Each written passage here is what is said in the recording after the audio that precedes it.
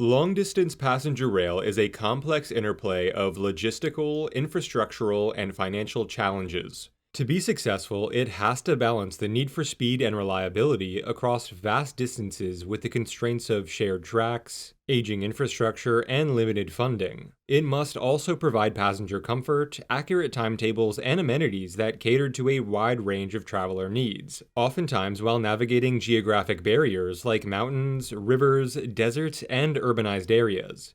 Not to mention the fluctuating demand and regional politics and environmental considerations that shape the system in the first place. Only when all of these criteria are met can a long-distance passenger rail system be successful. Only then can it connect cities efficiently while remaining sustainable and economically viable. So what does it look like when America's chosen brand of long-distance passenger rail, Amtrak, is unsuccessful? Well, you've probably experienced that yourself, at least once.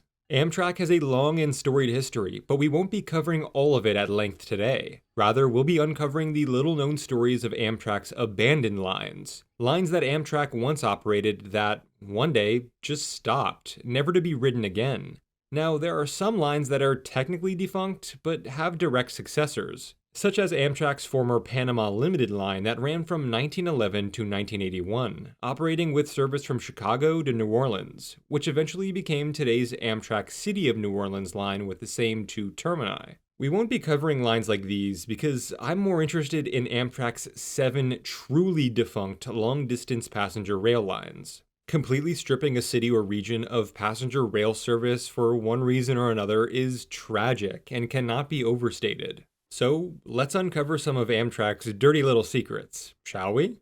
But first, if you're new to the channel, this is Fourth Place, your place to learn about US geography, urbanism, transportation, and city planning. To preface the discussion, you'll need to understand just how important and widespread passenger rail service was in the decades leading up to the creation of Amtrak. In 1916, 98% of all commercial intercity travelers in the US moved by rail. Nearly 42 million passengers used railways as primary transportation, and the passenger trains they traveled on were owned and operated by the same privately owned companies that operated freight trains. As the 20th century progressed, patronage declined in the face of competition from buses, air travel, and the automobile. Even as overall post-war travel exploded, passenger rail travel percentages in the overall market share fell to just 32% by 1957. In reality, the railroads had been losing money since the Great Depression. For many railroad companies, these losses threatened financial viability, and operating passenger rail of any kind was starting to feel sort of unfair, as the very modes of transportation that were competing with trains were operating on infrastructure funded by the government, the National Interstate Highway System, and airports. Meanwhile, rail companies paid for their own infrastructure. I know, how unfair. But everything came to a head in the 1960s as passenger service route miles fell from 107,000 miles in 1958 to just 49,000 miles in 1970, the last full year of private operation. With the diversion of most United States Post Office Department mail from passenger trains to trucks, airplanes, and freight trains in 1967, well, that was pretty much the straw that broke the camel's back for rail companies.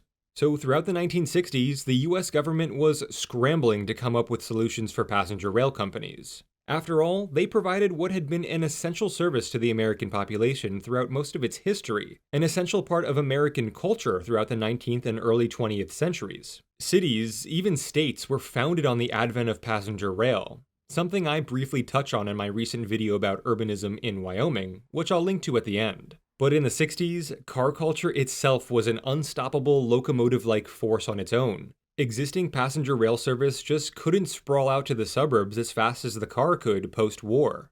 So, in October 1970, Congress passed and President Richard Nixon signed into law the Rail Passenger Service Act, officially creating the National Railroad Passenger Corporation, better known as Amtrak. The Rail Passenger Service Act would therefore give America's 26 biggest railroad companies a choice. Join me, and together we can rule the galaxy as father and son.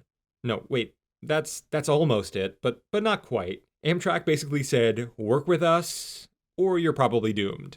And the rail companies knew it, which is why of the 26 railroads still offering intercity passenger service in 1970, 20 joined Amtrak in 1971. So, throughout the 1970s, Amtrak slowly began to absorb the remaining passenger rail services entirely. As I said earlier, nearly all of the pre existing lines that joined Amtrak's service have been folded into a more streamlined present day route in some way, shape, or form today. However, somewhere along the way, Amtrak decided that some of those lines weren't even worth keeping at all. Like Amtrak Desert Wind, a long distance passenger train that operated from 1979 to 1997 with service from Chicago to LA via Salt Lake City, Ogden, and Las Vegas. The Desert Wind traveled a distance of 2,400 miles and without delays would have taken, 48 hours and 30 minutes one way. It featured sleeper cars, a coach class, a dining car, and a sightseer lounge. It partially operated on the same route as the popular Amtrak California Zephyr from Utah to Chicago, and it was ultimately seen that the LA to Ogden connection via Vegas was not worth its cost to keep.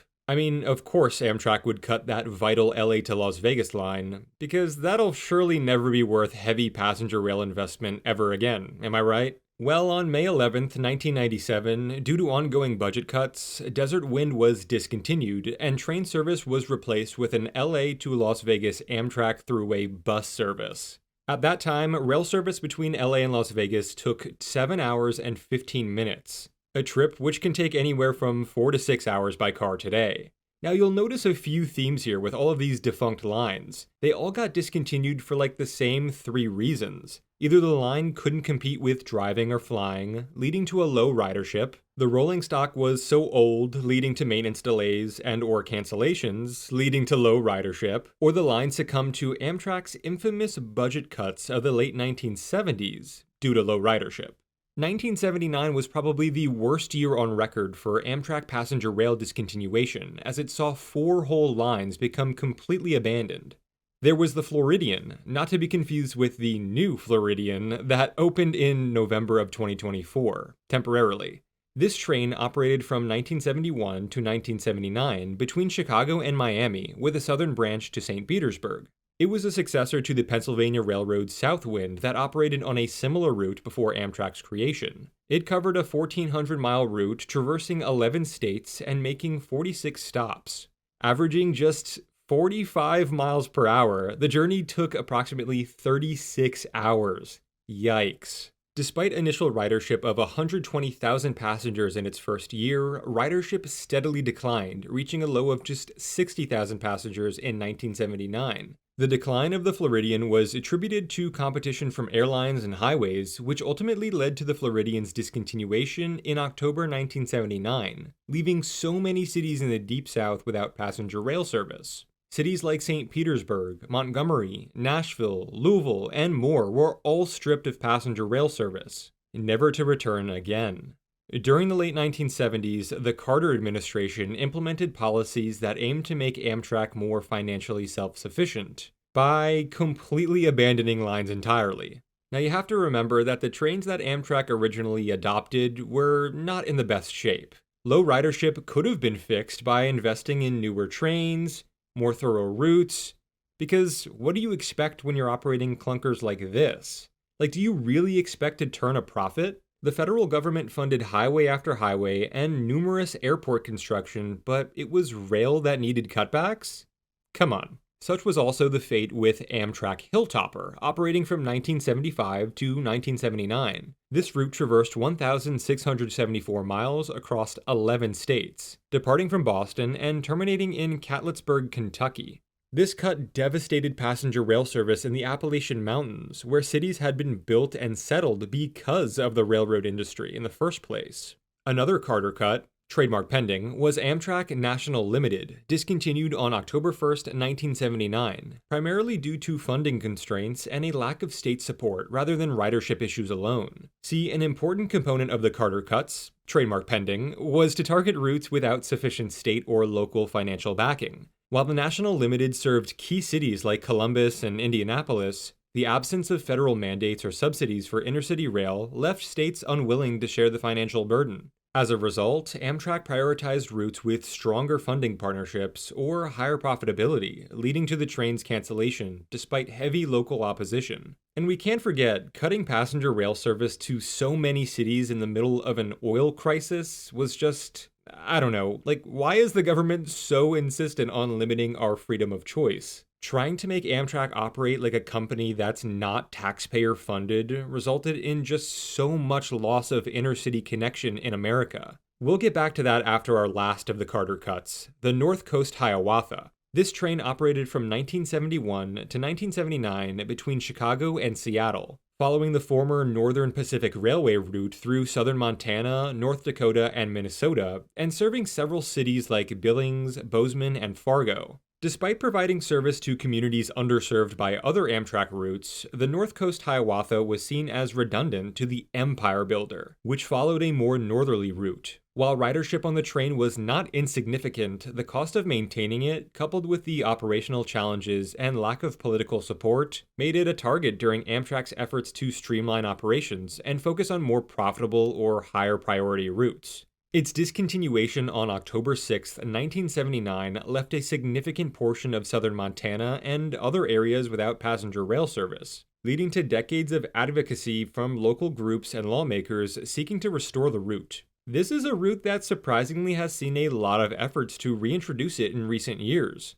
Most recently in the 2020s, with over a dozen Montana counties, in conjunction with Amtrak and freight rail companies, initializing various ongoing studies about the viability of passenger rail service running similar to the North Coast Hiawatha's 1970s path. So those were the Carter cuts, trademark pending. But what about the other two forgotten lines? Well, it's much of the same. The defunct Amtrak Gulf Breeze operated from 1989 to 1995. It was initially a southern extension of the Amtrak Crescent, running between New York City and New Orleans. The Gulf Breeze split in Birmingham and continued south to Mobile, serving several smaller cities in Alabama along the way. The split route covered approximately 275 miles and offered a crucial transportation link for communities in southern Alabama. However, low ridership, of course, plagued the Gulf Breeze throughout its existence, leading to its discontinuation.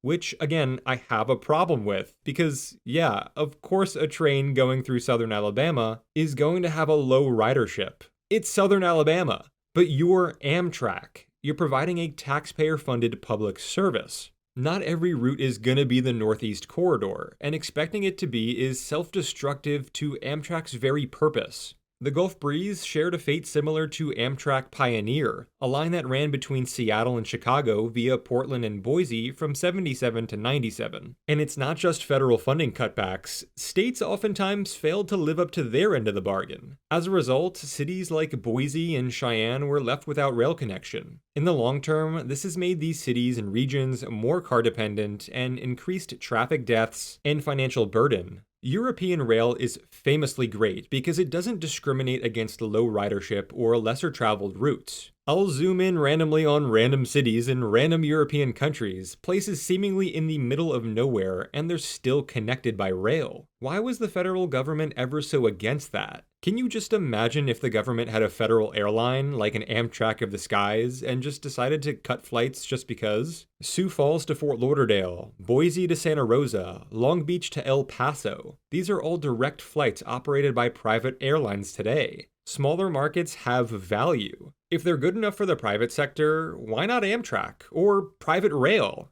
Why is passenger rail service so relegated in this country? It just doesn't make sense.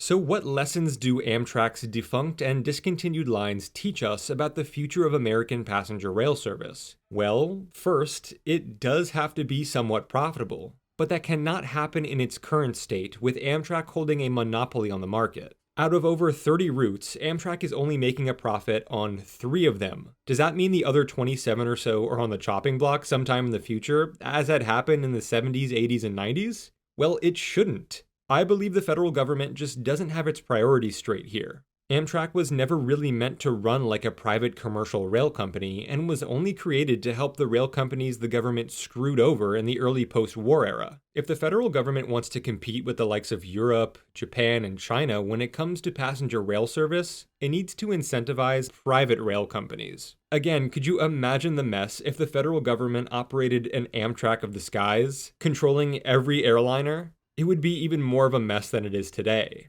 And I'm not saying air travel in America is a cakewalk, but just imagine if it was all government-funded planes and air travel. There'd be no competition, no stakes. Cutting of lines would be common due to Congress's money games, and the whole thing would just probably fall apart. Studying the viability of rail in new locations is great and all, but long-distance train travel in this country should not be operated by Amtrak indefinitely. We need competition like we have in the skies. How long is Amtrak willing to lose money before it realizes that money would have been better spent trying to reintroduce private passenger rail? A lot of trust will need to be rebuilt, and money will need to be spent initially to incentivize private passenger rail, but it can be done. If nothing else, Amtrak is a lesson on how not to run long-distance passenger rail service sustainably. So let's use that to bring back this for all Americans, not just those in Chicago, LA, and New York metros. Airlines have become a little too comfortable, and I believe it's due to the lack of worthy competition and a bit of behind-the-scenes monopoly. So this could be the moment for trains to make a comeback. And let's be honest, there's really no better travel experience, in my opinion, than being on the rails, even more so in the high-speed flavor. The potential is endless.